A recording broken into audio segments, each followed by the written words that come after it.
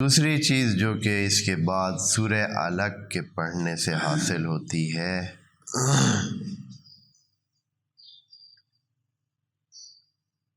اگر کوئی شخص سورہ علق کو پڑھے، دن میں پڑھے یا رات کو پڑھے، جس دن میں یہ سورت پڑھے اگر اس کی موت واقع ہو جائے اس دن تو وہ شہید ہوگا، شمار ہوگا، شہید شمار ہوگا،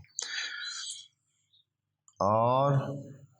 رسول خدا کے ساتھ جہاد کرنے والوں میں شمار ہوگا، یعنی جس نے رسول خدا کی رکاب میں جہاد کیا ہے ان میں اس کا شمار ہوگا۔ اگر کوئی رات کو اس کی تلاوت کرے تو اگر اس رات اس کی رحلت ہو جائے اور دار بقا کی طرف چل جائے تو وہ اسی طرح شہید شمار ہوگا اور رسول خدا کے ساتھ جہاد کرنے والوں میں شامل ہوگا۔